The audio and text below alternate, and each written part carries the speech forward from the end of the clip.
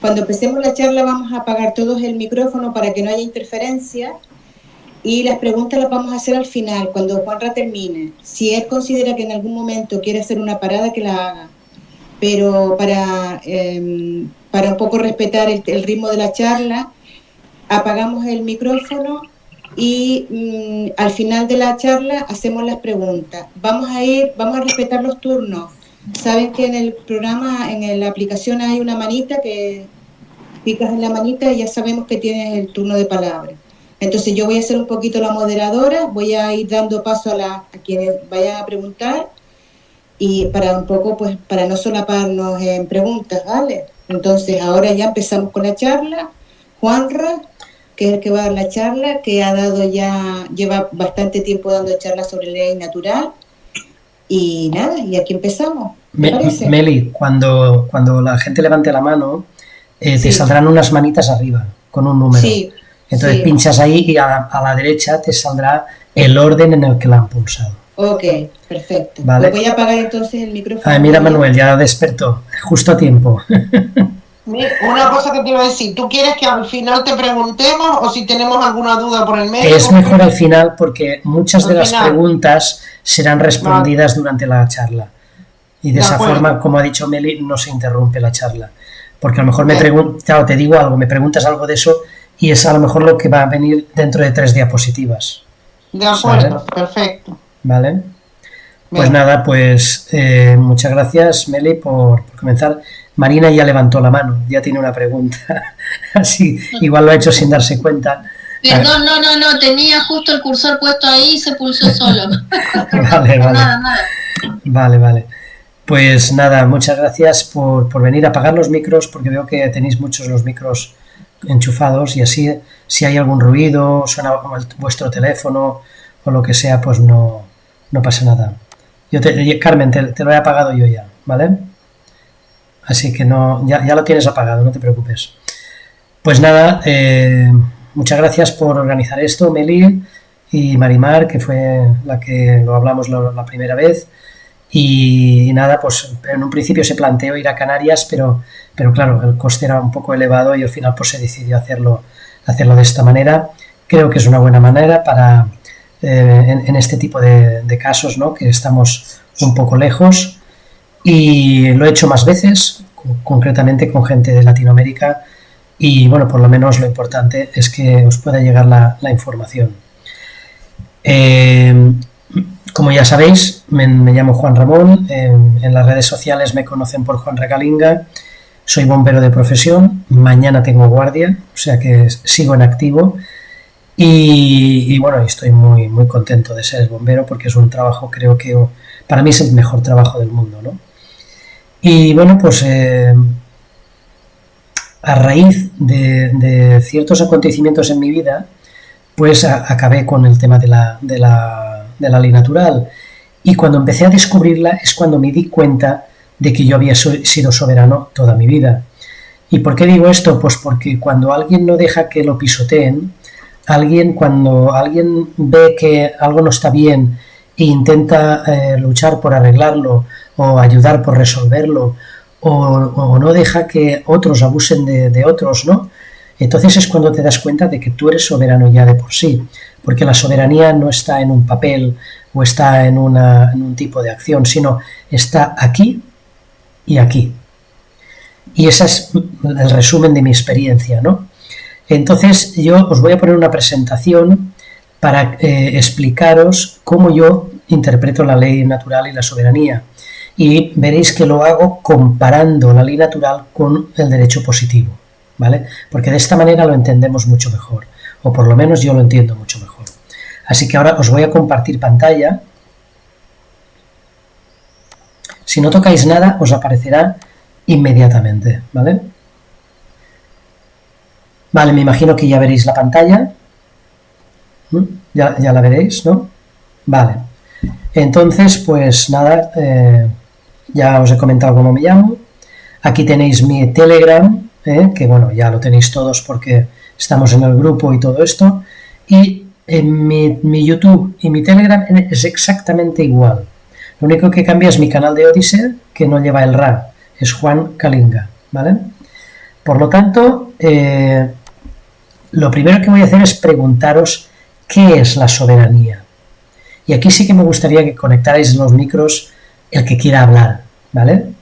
En unos minutos vamos a cada uno que deis vuestra opinión, una opinión corta, no se trata de que estéis 10 minutos explicando lo que es, sino qué es para vosotros la soberanía.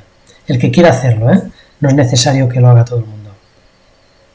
Venga, Mario, tú que tienes más experiencia. A ver. Pero conecta el micro, si no, no se escucha. No lo tienes conectado. Bueno, ahora. Es que no se veía el micro en pantalla, ahora sí lo veo. Hombre, para mí la soberanía es la esencia del ser humano, el derecho natural con el que nacemos, un derecho inalienable que no nos puede nadie quitar, aunque lo intenten continuamente. Para mí eso es ser consciente de lo que somos y de que tenemos unos derechos naturales. ¿Sabes lo que significa inalienable? Hombre, yo entiendo por inalienable que no nos pueden quitar. Que nacemos con ese derecho, que algún ser superior, algún creador no nos ha dado. Sí, pero el significado de inalienable. Exactamente no lo sé. Vale, inalienable significa, lo para que claro, en inglés sí que está bien definido, en español no, porque estas leyes las sacaron en el idioma anglosajón, ¿no? Entonces, alien viene de algo que se te incorpora, algo que se apodera de ti. Entonces, inalienable significa que es que no se te apoderan de ti. Por eso se dice en comercio internacional que un derecho inalienable no entra dentro del comercio, no se puede comerciar con él, por eso no te lo pueden quitar. Así que muy bien, Mario, veo que controlas el tema, pero ahora sabes una cosita más. ¿Qué significa inalienable? Muchas gracias. ¿Alguien más quiere decir algo?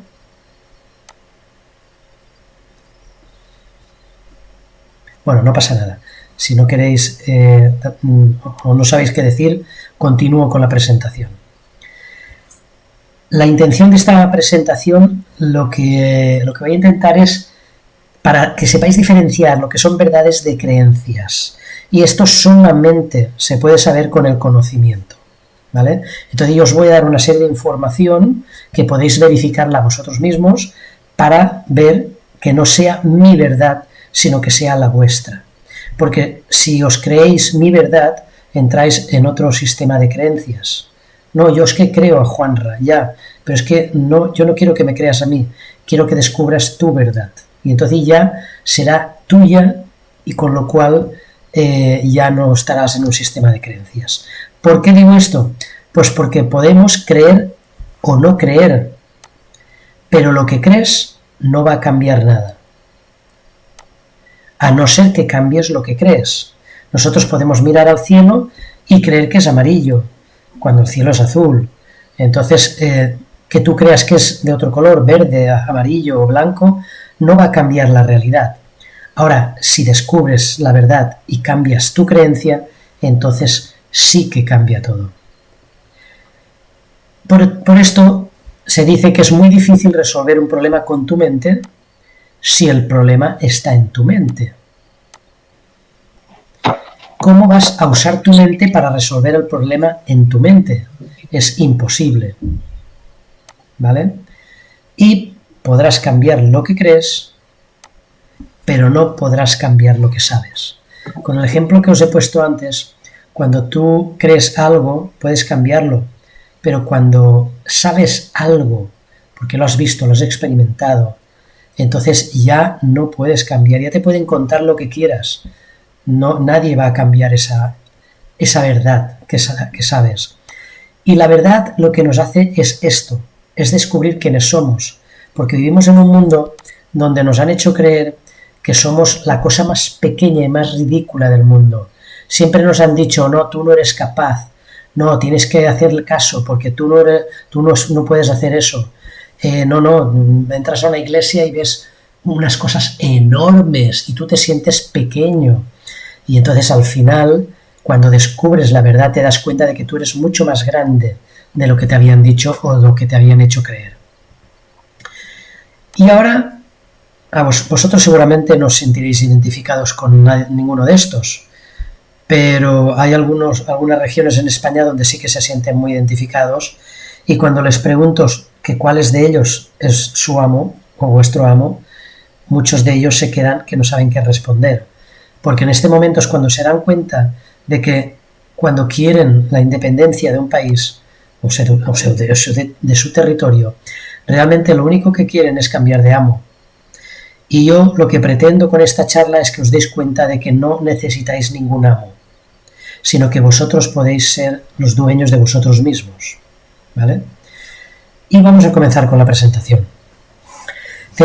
Como os he dicho, os voy a mostrar la comparación entre la ley natural y la ley positiva para que la entendáis mejor, porque la ley natural es fuente y principio de la ley civil.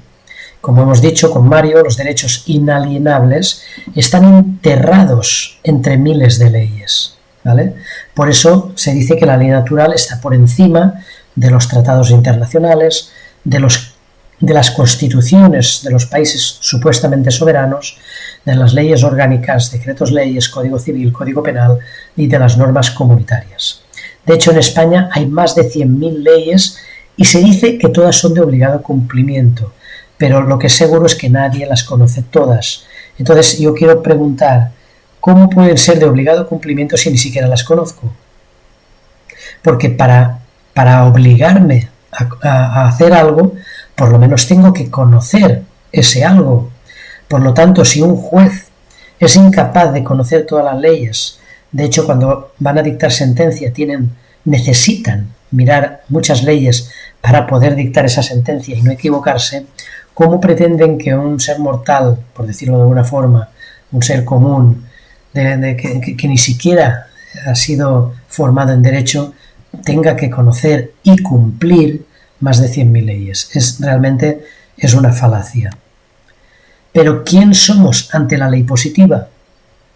Pues para la ley positiva somos un número, somos un DNI, lo que le llaman Documento Nacional de Identidad, que de hecho es un fraude al aceptarlo. ¿Por qué es un fraude? Porque realmente tú estás cometiendo varios delitos cuando te identificas con el DNI. Estás mintiendo, porque estás diciendo que eres algo que no es verdad. No eres un trozo de plástico. Eres un hombre o una mujer libres, vivos, y por lo tanto no eres una ficción jurídica. En segundo lugar, estás haciendo usurpación de identidad. Estás diciendo que eres algo que no eres, ¿vale? Y por lo tanto estás usando algo que no es tuyo, porque el DNI no es nuestro, el DNI es del Estado. Entonces, si es del Estado, él tiene la autoría. Y si tiene la autoría, entonces, por derechos de autor, es la autoridad. Porque la autoridad en un libro es el autor, es el único que puede decidir si el libro se cobra o se vende gratis, si se puede reproducir gratuitamente o hay que pedir permiso a la autoridad, al autor, ¿vale? Entonces, ¿qué es realmente el DNI? Es una máscara, es un personaje. Es lo que normalmente se conoce como persona, personarse. Por eso cuando te cita un juez, no te dice, oiga, venga usted que quiero hablar con usted. No, te dice persónese. ¿Por qué? Porque lo que quiere es que vaya la persona. Por eso lo primero que hacen es pedirte el DNI, ¿vale? ¿Y cuál es nuestra situación? Pues que estamos bajo su jurisdicción, porque ellos son la autoridad del DNI, porque son los autores del DNI, no son la autoridad nuestra, ¿vale? Sino que son de la persona. ¿Y por qué nos creemos que somos la persona? Pues por el hecho de identificarse. Si buscáis en la RAE, identificar significa hacer que dos o más cosas en realidad distintas aparezcan y se consideren como una misma. Que es cosa materialmente imposible, porque tú no puedes ser lo que no eres, ¿vale? ¿Y cómo llegamos a este punto? Pues llegamos a este punto por lo que se denomina el fraude del nacimiento, ¿vale? Todos creemos o nos han adoctrinado a creer que el nacimiento es el momento ese tan bonito cuando un ser vivo es alumbrado. Pero si miramos en el diccionario español jurídico la palabra nacimiento, podemos leer que lo único que significa es que es un hecho jurídico determinante de la adquisición de la personalidad jurídica, que tiene efectivamente en el momento en que salimos del vientre materno, ¿no? Entonces, no es el hecho propio del alumbramiento, sino que es un hecho jurídico que determina que adquirimos la personalidad jurídica. No lo digo yo, lo dice el Diccionario Español Jurídico. ¿Y qué es la personalidad jurídica? Lo vamos a ver. No os preocupéis que lo vamos a ver. Aquí vemos el momento en que se genera el documento de propiedad de la mercancía. El legajo de nacimiento que cuando lo entregamos en el registro civil, tal cual lo entregaría en el registro mercantil o en el registro del Instituto Marítimo, ¿no? Cuando descargan la mercancía del barco, el documento que entregarían es el equivalente al legajo de nacimiento. Y entonces, al entregarlo en el registro civil, estamos entregando la mercancía. Pero no entregamos realmente la mercancía, lo que hacemos realmente es crear una nueva mercancía. Porque cuando entregamos este documento, en el registro civil se crea lo que todos conocemos como partida de nacimiento, que es el equivalente a la partida de mercancías que se genera cuando se descarga la mercancía de un barco, ¿vale? Entonces, ¿qué es lo que se crea al crear esa partida de nacimiento? Pues para eso tenemos que investigar un poquito más y retroceder un poco en el tiempo para descubrir de dónde viene la palabra persona, que viene del prosopón, ¿vale? En el griego antiguo, pues el término está compuesto por la raíz pros, que significa delante de, y opos, que significa faz o cara, o sea, delante de la cara. En el griego clásico, la palabra designaba a las máscaras que usaban en el teatro los actores. Luego, por extensión, pasó a significar el propio actor que la portaba y su apariencia física, o sea, el disfraz que llevaba. En latín dio origen al término personare, que quiere decir para sonar más fuerte, porque la máscara se ponía en la cara para multiplicar el volumen del sonido. Entonces, tanto en latín como en griego, el término pasó al ámbito filosófico por influencia del estoicismo y luego al lenguaje jurídico para designar al ser humano en oposición a las cosas y animales. Es el origen de las palabras persona y personalidad en español, ¿vale? Entonces, sabiendo esto, y si vamos a esta revista en Derecho, donde estos dos juristas, uno chileno y otro alemán, hicieron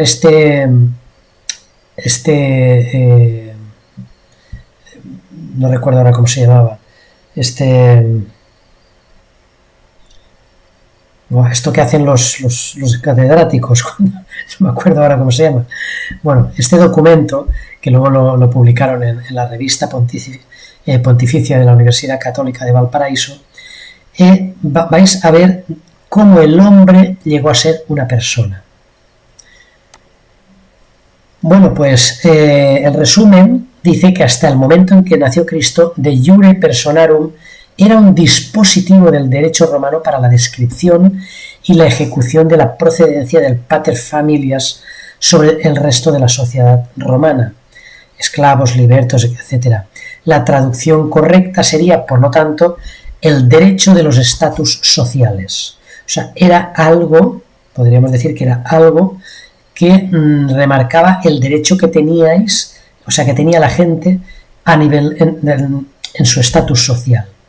Para expresar esta idea, los juristas romanos recurrieron al término persona en lugar de homo, porque este último era una expresión técnica para mentar al esclavo. O sea, eso de homo sapiens es una trampa lingüística para determinar quién era el esclavo, ¿vale?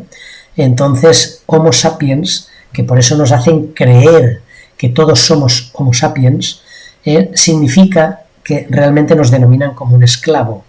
Por eso los sionistas no se consideran Homo sapiens, no se consideran seres humanos.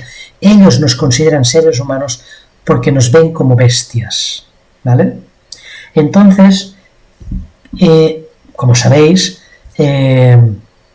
la teoría de la creación, o sea, la teoría de la evolución, nos hace creer que venimos del Homo sapiens para identificarnos con él, y de esta forma lingüísticamente nosotros asociamos ser esa persona que para ellos es esclavo, ¿vale? Entonces, persona hasta ahora ha descrito cadenas del hombre. Ahora se convirtió en un término para sus derechos adquiridos supuestamente de la igualdad y la libertad. Este es el significado de la palabra latina persona, que entró en la teología y la filosofía y llegó a ser uno de los conceptos jurídicos e ideas filosóficas más importantes de Occidente. Por eso llevamos tantos siglos llamándonos persona que ya lo vemos normal. Pero en su apartado 1, la función del concepto de persona en derecho nos dice lo siguiente. El concepto de persona en el derecho moderno tiene 3 funciones: abstraer, clasificar y provocar el fatos. El concepto de persona es propiamente una abstracción, o sea, no es una realidad. Esta abstracción individualiza al ser humano con referencia al sistema jurídico, o sea, esa abstracción lo que hace es llevar al ser humano al sistema jurídico, ¿vale? Lo dice este trabajo de estos juristas. El hombre se dice persona en cuanto goza de determinados derechos en la sociedad civil, o sea, cuando nosotros queremos esos derechos civiles, entonces se nos denomina persona. Por eso, cuando vas a un juez, lo primero que te hacen es leerte los derechos. A un juez, a un guardia civil, un policía, lo primero que hacen es leerte sus derechos. Y si los aceptas, entonces aceptas ser una persona. Luego ya no puedes decir que eres una persona, si te amparas en la Constitución y en sus leyes. Con el nacimiento, el ordenamiento jurídico civil dota al hombre del predicado de persona y se agrega la capacidad de ser sujeto de derecho y de deberes, pero sobre todo sujeto. ¿Sujeto qué? A la jurisdicción. Luego lo veremos. Por tanto, el ordenamiento entrelaza la capacidad jurídica del particular con el concepto de persona, con la finalidad de asociar entre sí a la persona en cuanto a agruparlas por el hecho de ser sujetos de derechos y de deberes. Para dicho objetivo, el ordenamiento jurídico utiliza el concepto de persona jurídica en oposición al de persona natural. Podríamos estar horas hablando de lo que es la ley natural, pero a que con esta explicación casi ya entendemos lo que es la ley natural. Es justo lo opuesto a lo que nos otorga las leyes. Pero vamos a ver más cosas, no os preocupéis, finalmente lo vais a entender. ¿Qué es una persona? Pues para ellos una persona realmente es un fideicomiso. ¿Y qué es un fideicomiso? Pues una corporación. Corporación en inglés significa corporation, o sea, algo que se incorpora, y corp significa muerto, o sea, algo que se convierte en algo que no está vivo, ¿vale? Por eso el significado siempre lo tenemos que ver desde el idioma inglés, que es donde se crea la ley marítima, la ley del derecho positivo, ¿vale? Y siempre un fideicomiso tiene un beneficiario y un acreedor, que no es lo mismo. Si tú... Uy, aquí se me comió una A. Vale. Disculpar. Vale. El beneficiario tiene uso y disfrute de la propiedad del fideicomiso, pero si tú tomas el beneficio nombrándote persona, entonces solamente tienes el beneficio de lo que el derecho positivo te otorga. Pero si te consideras el acreedor y no el beneficiario, entonces eres el beneficiario absoluto, ¿vale? ¿Por qué? Ahora lo vamos a ver. Porque el fideicomisario tiene el control del fideicomiso y puede castigar cualquier usuario del fideicomiso por romper las reglas del fideicomiso. Si nos basamos en que el fideicomiso o la persona es el DNI y el DNI tiene un propietario, que es el Estado, y el Estado nombra, porque el Estado no puede controlar a todos los DNIs, nombra como agente o representante de la autoridad a un juez. Entonces el juez es el fideicomisario, es el que tiene el control del fideicomiso y puede castigar a cualquier usuario del fideicomiso, o sea, a nosotros que somos los que utilizamos al DNI, por romper las reglas del fideicomiso. O sea, nosotros por usar el DNI, sin saberlo, estamos sujetos a las reglas que impone el Estado. Y el juez nos puede castigar por romperlas. ¿Vale? Por lo tanto, un hombre o una mujer ha consentido efectivamente cualquier contrato que afecte a su persona, no a ellos, sino a su persona, si está en calidad de beneficiario. Es decir, cuando toma un beneficio de la persona, o sea, cuando aceptamos estar amparados ante las constituciones, la Declaración de Derechos Universales o cualquier otra ley o tratado internacional. Aceptamos ser la persona y por lo tanto estamos dentro de las reglas del fideicomiso. Pero bueno, vamos a ver qué significa persona en el español jurídico. Pues aquí lo tenéis. Como os decía antes, significa sujeto de derecho. Eso sí, susceptible de ser titular de derechos y de contraer obligaciones. Las obligaciones nunca te las van a quitar, pero los derechos, los derechos sí que te los pueden quitar porque eres titular, no eres propietario. ¿Por qué? Porque son derechos civiles, derechos del derecho positivo, no tus derechos inalienables. No confundamos derechos fundamentales con los derechos inalienables. Los derechos fundamentales siguen siendo los derechos principales que nos da el derecho positivo. Por eso en la Constitución se habla de derechos fundamentales. Son los principales. No son todos, porque derechos hay muchísimos. Hay más de 100.000 leyes y en cada ley pueden haber varios derechos. Por eso nunca hay que exigir los derechos fundamentales, sino los inalienables. ¿Por qué? Por lo que ha dicho Mario, porque son los que no te pueden quitar. ¿Vale? ¿Y qué es un sujeto de derecho? Pues una persona física. También una colectividad, o sea, una asociación o una entidad, o sea, una empresa, una institución, cualquier cosa de estas es un sujeto de derecho. Por lo tanto, si veamos al juez y le decimos yo como persona tengo derecho, ya la has cagado.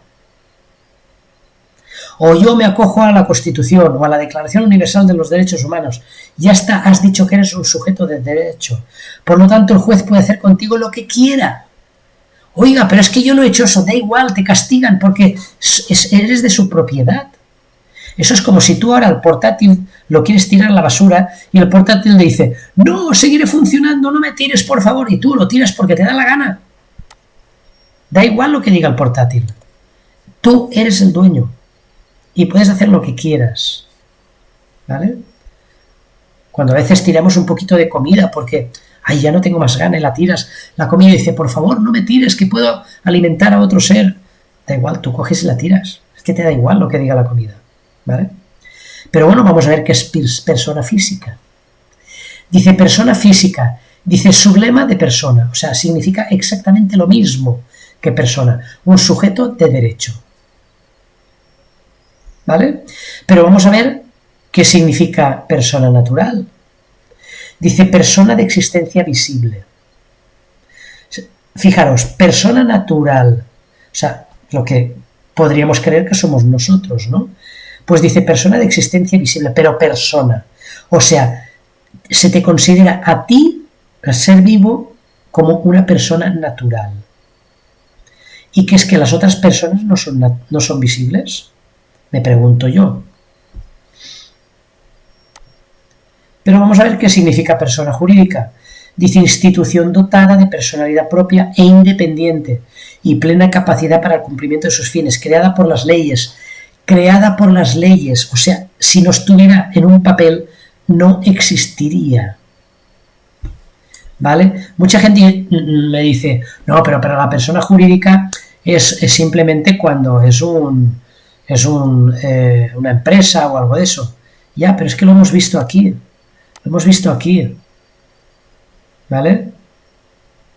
Lo hemos visto. Que la persona jurídica, o sea, para dicho objetivo el ordenamiento jurídico utiliza el concepto de persona jurídica en oposición al de persona natural. Lo dicen dos juristas. La persona jurídica somos nosotros también, porque para ellos somos una corporación. ¿Vale? Pero, ¿qué es el derecho positivo? Os he dicho que vamos a comparar el derecho natural con el derecho positivo. ¿Y por qué viendo el derecho positivo vamos a saber lo que es el derecho natural? Pues porque mirando el significado de derecho positivo en el diccionario español jurídico nos lo dice muy claro. Derecho establecido en normas jurídicas. O sea, si no está en la norma, no existe el derecho. Por oposición al derecho natural. O sea, cualquier cosa que os digan dentro de las leyes, lo contrario es el derecho natural. O sea, tú solo tienes derecho a lo que digan las leyes. Pues es lo contrario. El derecho natural te da todo el resto que no te da el derecho positivo. Por ejemplo, cuando el derecho positivo te impide salir de tu casa, el derecho natural te lo permite. ¿Por qué? Porque ¿a santo de quién alguien me puede prohibir salir de mi casa cuando yo quiera? Por supuesto, lo que tengo que tener cuidado, y es lo que exige el derecho natural, es no hacerle daño a un tercero. Si yo al salir de casa resulta que le hago daño a alguien, pues entonces debería de quedarme en casa. Pero ¿qué daño no le puedo hacer yo a alguien por salir de casa? ¿Vale? Por ejemplo, un semáforo en rojo, pues es conveniente parar, porque si pasamos, seguramente el coche que tiene el semáforo en verde chocaría contra nosotros y estaríamos perjudicando a ese tercero. Pero claro, ¿qué pasa cuando no hay nadie? Estamos a las 12 de la noche y no hay nadie y tú tienes prisa.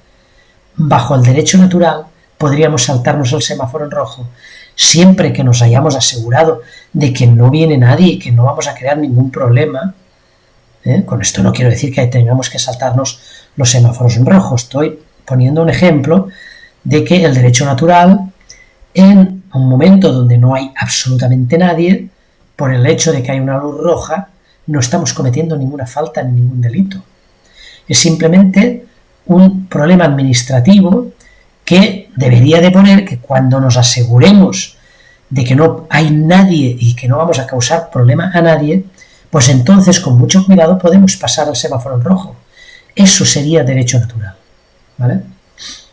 Y por último deciros que la ficción en derecho significa algo que introduce o autoriza la ley o la jurisprudencia. O sea, la ficción en derecho significa que algo que no existe se convierte en realidad. Pero lo vamos a ver luego más tarde. Vamos a ver qué es la ficción jurídica o la ficción legal, más conocida como el DNI. Esto es una captura. Esto es una captura de la página de Facebook de la Policía Nacional. Podéis verlo aquí. Aquí en el link podéis verlo. Aquí al lado. Podéis verlo aquí, los comentarios que hace la gente. Y podéis entrar si queréis para verificarlo, ¿vale? Entonces, lo pongo para que veáis que esto yo no me lo invento. Pero vamos a ir un poquito más específicamente para verlo con más claridad. Como sabéis, esto es nuestro DNI, el DNI español, que aquí, en esta parte derecha, dice espécimen. Y espécimen significa muestra, modelo, ejemplar, normalmente con las características de su especie muy bien definidas. O sea, lo que sería en ley de comercio, mercancía. ¿Vale? Entonces, fijaros la cantidad de tecnología que tiene este DNI, pero sin embargo la foto la ponen en blanco y negro. Ahora creo que ya las están empezando a poner en color. ¿Y por qué? Probablemente porque nos consideren como un no vivos, como hemos dicho cuando hemos visto el significado de empresa en inglés. ¿Y por qué es esto? Pues entonces aquí tenemos que volver a retroceder a la época de los romanos, porque recordar que estamos en derecho romano. Y en Roma había lo que se llamaba el capitis diminutio, que es la disminución de la capacidad jurídica. Y habían 3 disminuciones. La disminución máxima era cuando alguien era libre y ciudadano, y su nombre y sus apellidos se escribían en minúsculas. La disminución media era cuando alguien tenía la ciudadanía, no tenía la ciudadanía, pero era libre. Y entonces el nombre se escribía en minúsculas y los apellidos en mayúsculas. Pero cuando tenía la máxima disminución de la capacidad jurídica, tanto el nombre como los apellidos se escribían en mayúsculas, y esto solo sucedía en los esclavos, porque era cuando habías perdido la libertad y la ciudadanía, en los esclavos y en los muertos. Y es interesante saber que famulus, que es de donde viene la palabra familia, se denominaba en Roma para describir a la familia de esclavos, donde el pater era el esclavo de mayor edad y el filius era el hijo, era el resto de esclavos. Y como anécdota os comentaré que el tripaliare era un palo donde ataban a los esclavos que se portaban mal para azotarles. Y tripaliare significa trabajo. De hecho, en algunos países de Sudamérica todavía se le llama pega al trabajo. Alguien me dijo que en alguna parte de las Islas Canarias también se le llamaba algo así parecida, pega o alguna cosa similar. Entonces vamos a ver qué significa padre e hijo en el diccionario. Dice varón que ha engendrado uno o más hijos. Persona o animal respecto de sus padres. Varón que ha engendrado uno o más hijos. Esto puede parecernos normal, pero si tenemos en cuenta que varón solamente se le denomina a la persona y la persona engendra, recordar lo que significa la palabra engendro, ¿vale? Uno o más hijos, si el hijo es una persona respecto de sus padres, perfectamente podrían estar hablando estos dos significados del engendrar, un engendro que es un monstruo, que es la partida de nacimiento. Algo que no existe se convierte en realidad, al igual que Frankenstein, ¿vale? Pero vamos a ver qué significa progenitor y descendiente en el mismo diccionario. Dice ser vivo que origina a otro. A que con esto ya nos identificamos más.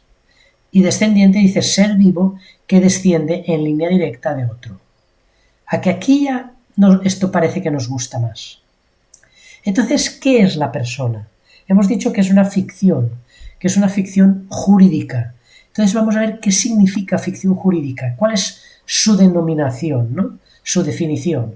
Pues dice, se denomina ficción jurídica al procedimiento de la técnica jurídica mediante el cual, por ley, se toma por verdadero algo que no existe o que podría existir pero se desconoce, para fundamentar en él un derecho que deja de ser ficción para conformar una realidad jurídica, una realidad dentro de su jurisdicción.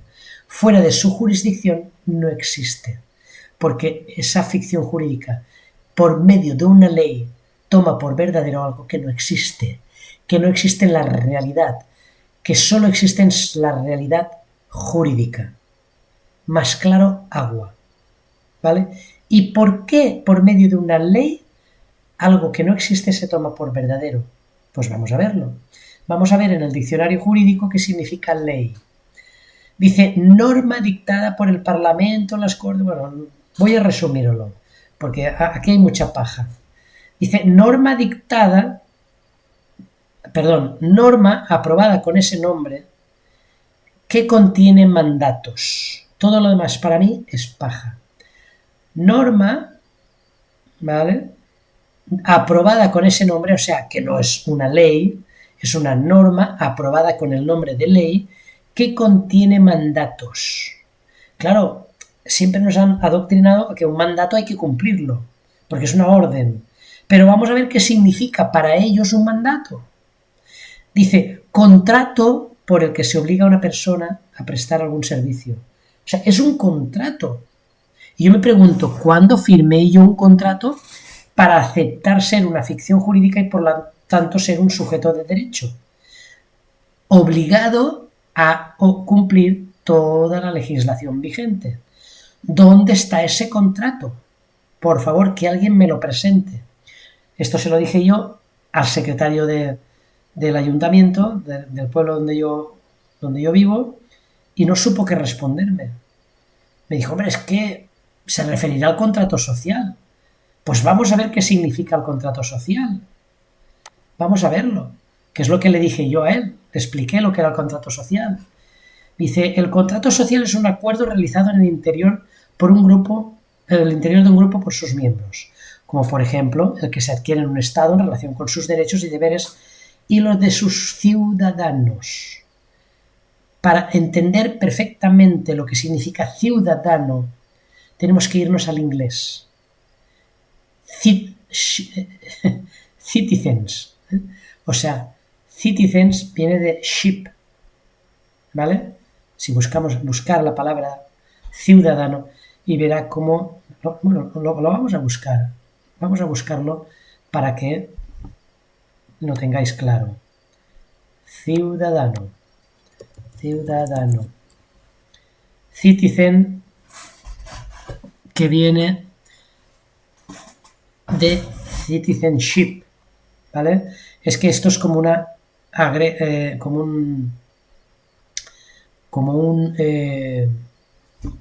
contracción, ¿vale? Pero realmente viene de la palabra ship, que es barco, ¿eh? Lo que pasa es que no vamos a entrar en ese detalle para no liaros más. Es parte de la idea de que todos los miembros del grupo están de acuerdo por voluntad propia con el contrato social, en virtud de lo cual admiten la existencia de una autoridad, de unas normas morales y de unas leyes a las que se someten. Se someten. No dice unas normas que entre todos aceptan o entre todos las han aprobado, no. Unas leyes a las que se someten. ¿Y quién dicta unas leyes? 4. 4 que encima otros 4 le dicen qué leyes tienen que aprobar. El pacto social es una hipótesis explicativa de la autoridad política y del orden social. El contrato social, como teoría política, explica, entre otras cosas, el origen y el propósito del Estado y de los derechos humanos. La esencia de la teoría, derechos humanos, ya sabemos lo que significa para ellos el Homo sapiens. La esencia de la teoría es la siguiente. Para vivir en sociedad, los seres humanos acuerdan un contrato social implícito que les otorga ciertos derechos a cambio de abandonar la libertad de la que dispondría en estado de naturaleza. O sea, que se supone que nosotros hemos aceptado por voluntad propia ser titulares de algunos derechos de vez en cuando a cambio de abandonar la libertad. Desde luego, yo no recuerdo haber hecho semejante gilipollez. No lo recuerdo, porque estoy seguro de que nunca lo hice. Ahora, cuando nos dicen, la fiesta de la democracia, a ver si ejerce tu derecho de votar, y vamos y votamos, ahí, si resulta que eso es revalidar el contrato social, deberían de habérnoslo explicado, porque si no nos lo han explicado, entonces este contrato es un contrato fraudulento, ¿vale? Entonces, siendo así, los derechos y deberes de los ciudadanos constituyen las cláusulas del contrato social, o sea, todas esas centenares de miles de leyes que hay en el mundo, eso, cada una de sus cláusulas significa cada uno de los derechos y deberes que tenemos. En tanto que el Estado es la entidad creada para hacer cumplir el contrato. Del mismo modo, los seres humanos pueden cambiar los términos del contrato si así lo desean. O sea, esos seres humanos, esos esclavos, pueden cambiar los términos del contrato si así lo desean. Pero para ello tenemos que dejar de ser personas para ser ese ser vivo, que es el que puede cambiar los términos y condiciones del contrato. Jacques Rousseau era jurista y sabía que un contrato debe de tener una cláusula de salida para ser válido, porque si se comete fraude en el contrato, tú tienes derecho a rescindir el contrato. Por eso puso esta cláusula, ¿vale? Y como ya creo que tenemos claro, leyendo el propio contrato social, de que ese supuesto contrato es fraudulento porque no nos lo explicaron, pues entonces no es válido el contrato. Pero vamos a ver dos palabras que están en el contrato social, que es la palabra someter, porque a lo mejor mucha gente se cree que es algo interesante. Pues someter significa sujetar, humillar a una persona, porque no se puede humillar a un ser vivo, conquistar y subyugar o pacificar a un pueblo. Y la definición de Estado dice que es una organización política constituida por un conjunto de instituciones burocráticas estables a través de las cuales ejerce el monopolio del uso de la fuerza. O sea, cuando aceptamos el contrato social, aceptamos que el Estado, a través del monopolio del uso de la fuerza, pueda obligarnos a cumplirlas. O sea, lo tienen atado y muy bien atado. Por lo tanto, si no tenemos esto claro, no podemos salirnos del sistema, ¿vale? ¿Y por qué dicen ellos que es un monopolio del uso de la fuerza? Porque nosotros no podemos usarlas. O sea, un policía viene, te puede raptar, porque es un rapto, pero tú no puedes defenderte de que no te rapten, porque como le pegues un simple empujón a un policía, entonces ya te cae la de Dios es Cristo, ¿vale? Y como sea mujer, no te cuento, ¿vale? Y sobre todo si tú eres un hombre. Entonces, al final es un monopolio, porque tú no puedes ejercer la fuerza de ninguna forma. De hecho, está prohibido tener armas. Pero no hablo de armas para matar, sino hablas para cazar, para poder darle de comer a tu familia, para pescar. Está prohibido pescar, necesitas una licencia. O sea, que el Estado te dé una licencia, entonces te conviertes en un licencioso, ¿vale? O sea, todo está prohibido. ¿Y por qué? Porque no somos reales, porque somos ficción dentro de un papel llamado Constitución que nos amparamos ante ese papel y por lo tanto nos convertimos en ficción. ¿Y por qué no somos reales? Pues vamos a verlo. Estos sí son reales, por eso se les llama familia real. Fijaros, no tienen ni apellidos. Isabel, Alejandra, María, Felipe, Juan, Pablo, Alfonso, Juan, Carlos, Alfonso, Víctor, María, Margarita, Alejandrina, Thortidur, que supongo que será Ingrid, que supongo que serán nombres daneses, Philippe, Leopold, Luis, Marie. No tienen ni un santo apellido. Ahora, eso sí, se ponen sus linajes o se ponen los países en los que tienen algunos acuerdos, etc. ¿Y por qué son reales? ¿De dónde viene la palabra real? Pues viene de la palabra realidad. Y realidad significa cargo, puesto o cargo relacionado con la soberanía, independencia, autonomía, señorío, dominio, libertad, autarquía, mando, poder, superioridad, preponderancia, poderío o autoridad real. ¿Vale? Por tanto, al no ser reales y son personas, ser sujetos de derechos, al final nos creemos que nuestro cuerpo, nuestro coche, nuestra casa, nuestros hijos y nuestros derechos son nuestros, pero no lo son. Bajo el derecho natural sí lo son, pero bajo el derecho positivo no, porque somos un sujeto de derecho. Y si no tenemos esto claro, no podemos salir de la Matrix. Es que yo soy una persona libre, ya has aceptado el contrato social. Por eso el juez se ríe cuando nos identificamos como una persona, sea de la manera que sea. Has aceptado ser un sujeto de derecho.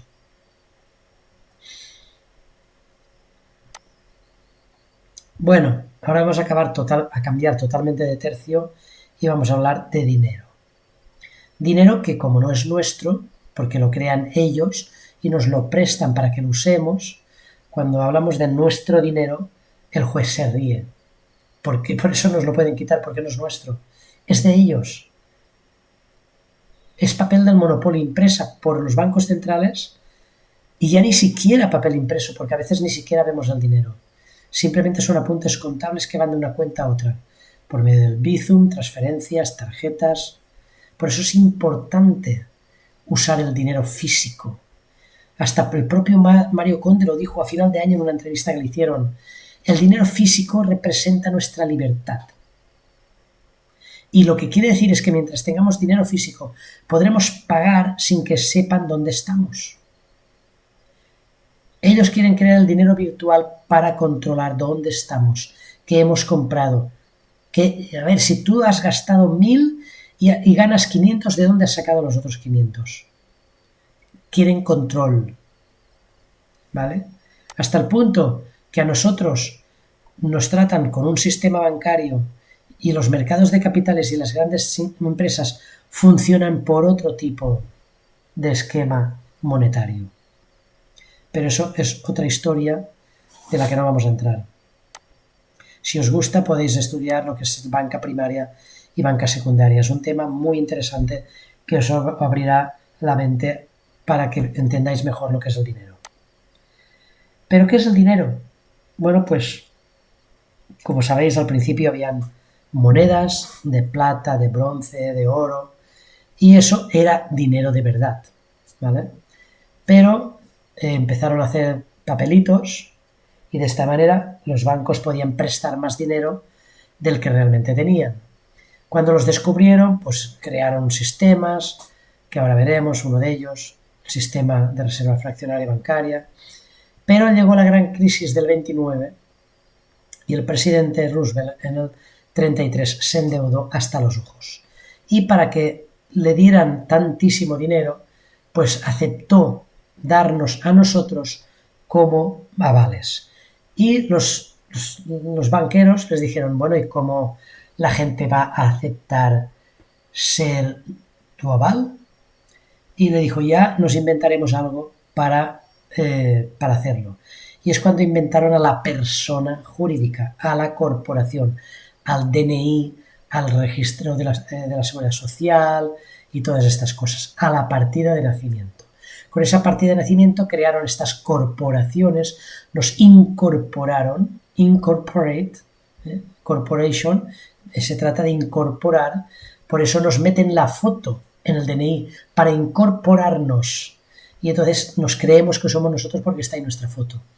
Y entonces, ¿qué pasa? Ese bono que crearon, que es un bono de ellos. Hay gente que intenta cobrarlo, pero no es nuestro. No podemos cobrarlo, es de ellos. Y ese bono lo crean para poder endeudarse los estados, ¿vale? Entonces venden el bono a los banqueros, que se lo quedan como un derecho de cobro. Y por eso pueden cobrar intereses de la deuda, ¿vale? Y bueno, Charles Bean explicó en la BBC que la cantidad de préstamos que otorgan los bancos depende de su apetito por el riesgo y de cuánta habilidad tienen para sostener pérdidas contra las inversiones que hacen por medio de la contabilidad. De hecho, concluyó diciendo que la mayor parte del dinero que hoy existe en el mundo es dinero electrónico, o sea, ficticio, ya que ese nuevo dinero aparece de golpe como por arte de magia. Y bueno, pues el congresista Charles Lindbergh ya advirtió en el Congreso en 1913, cuando se quería crear la Reserva Federal, dijo que una consecuencia inevitable de instituir el sistema de la Reserva Federal era que las grandes corporaciones tomarían el control de todo. Y así fue. En el 29, en el 73, en el 82, en el 2008, además de las dos grandes guerras, fueron creadas a voluntad por los grandes banqueros, ¿vale? Y bueno, los que tienen controles, o sea, los que tienen el control saben cuándo va a venir una nueva crisis, crean pánico en el mercado y entonces, antes de crearlo, venden sus propiedades a precios elevados y luego cuando se crea el pánico en el mercado y en el momento más bajo de la crisis, vuelven a comprar lo mismo a precio de saldo si no han podido quedárselo por medio de las demandas hipotecarias, ¿vale? Porque la gente que está hipotecada se queda sin trabajo, no puede pagar la hipoteca y se queda sin propiedad. De hecho, el propio Banco Mundial dijo que el 96,5% de todas las transacciones financieras del mundo son ficticias.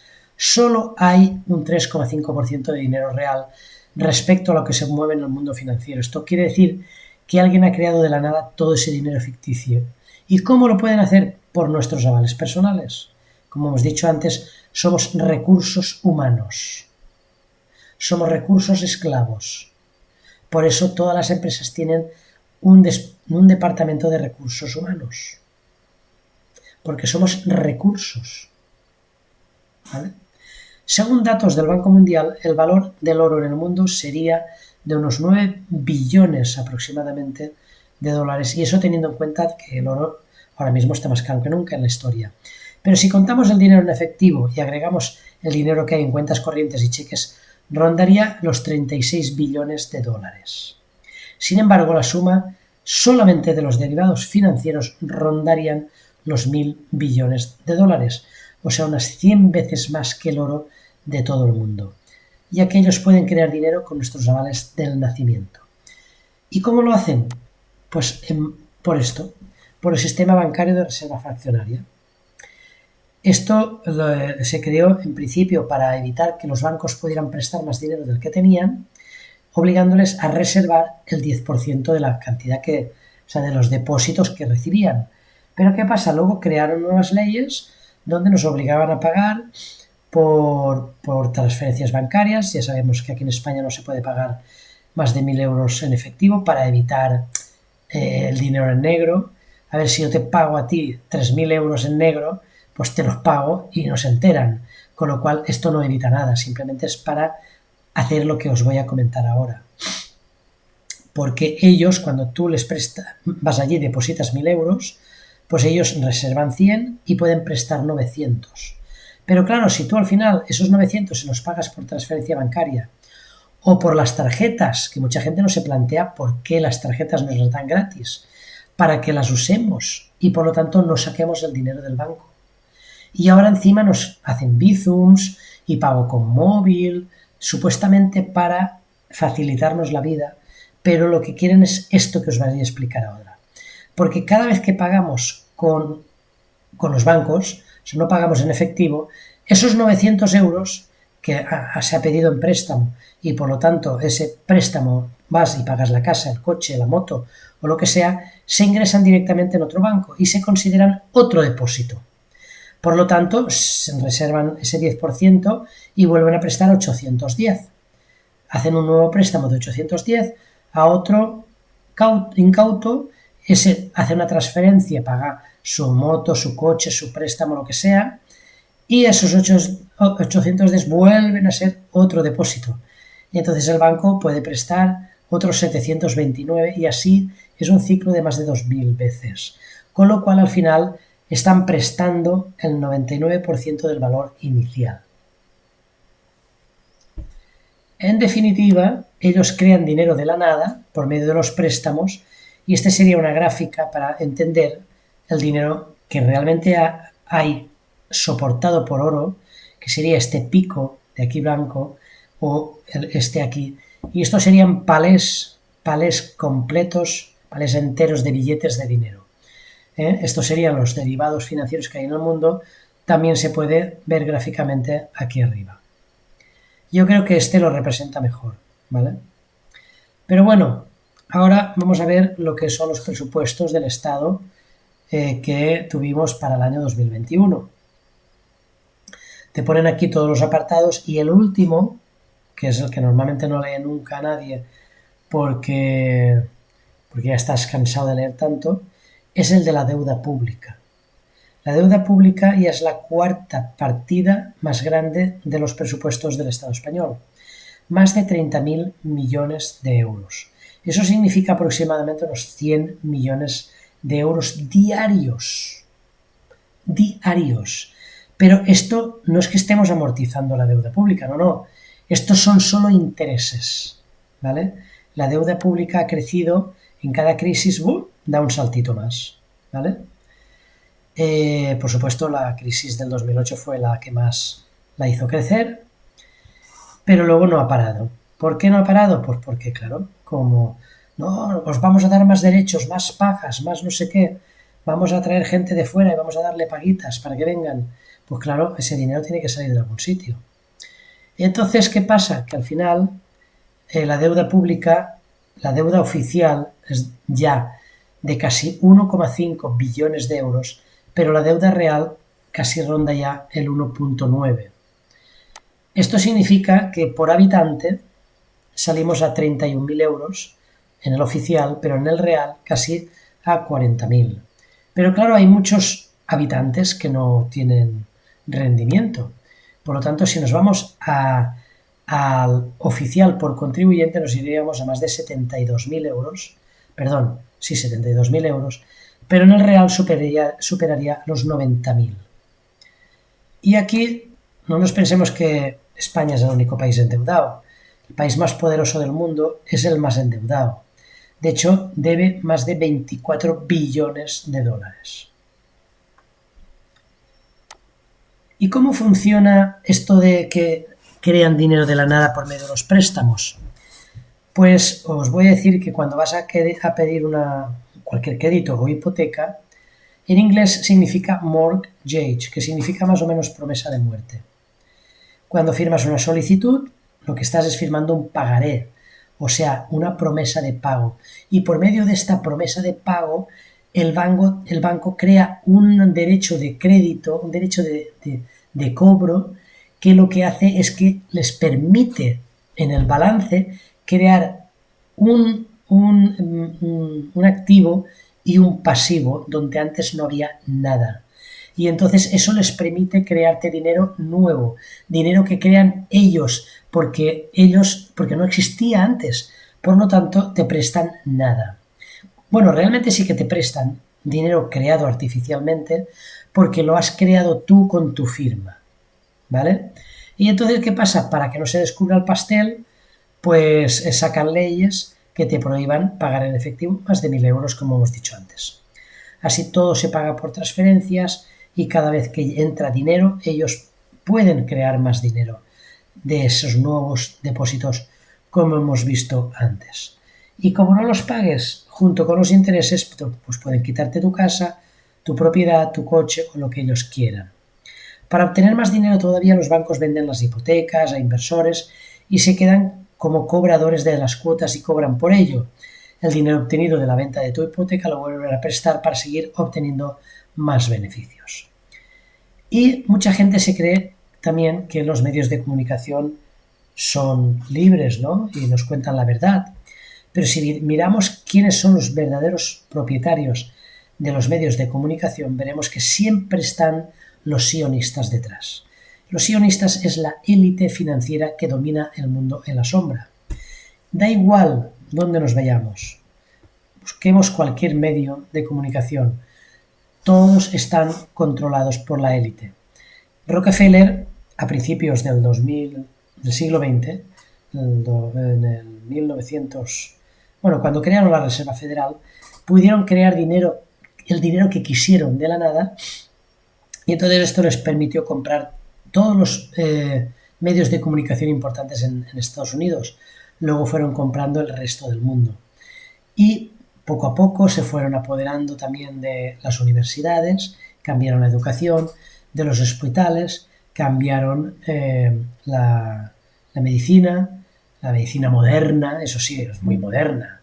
De hecho, ahora hay un libro que han escrito que dice la medicina ha avanzado tanto que ha conseguido que todos estemos enfermos. Imaginaros si ha avanzado. Pero bueno, al final lo que tenemos que tener claro es que ese DNI, que es el origen del fraude, necesita un ser vivo para darle cuerpo y por ello siempre nos hemos identificado con el DNI creyendo serlo. Tenemos que tener claro que somos administradores de hecho, pero no de derecho. O sea, nosotros administramos esa corporación, esa incorporación, ese incorporate, esa corporación donde nos han incorporado a nosotros por medio de esa foto.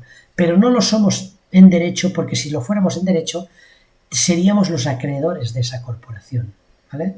Pero el verdadero acreedor, el verdadero acreedor somos nosotros, pero nos hacen creer que es el Estado, porque al final es el beneficiario de todos los impuestos, tasas, todo lo paga el DNI. O sea, no somos nosotros los que lo pagamos en la ficción, porque todo va a través del DNI. Pero como el DNI no puede trabajar ni pagar, al final somos nosotros, en la realidad más real, los que acabamos pagando todas las deudas que tiene esa corporación.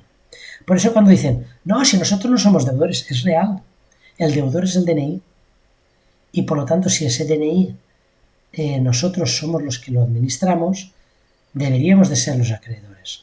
Y para eso pues tenemos que hacer una serie de documentos, de hacer unos registros, unas evidencias, etc.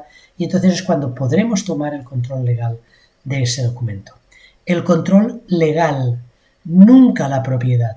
Que nadie os engañe diciendo que retomas la propiedad del DNI. No, nunca vas a ser propietario. Sería robarle al Estado su propiedad, ¿vale? Por eso es lo importante separarse de ese DNI para tomar el control, y para eso tenemos que tener claro que somos un ser vivo y que no tienen jurisdicción sobre nosotros, ¿vale?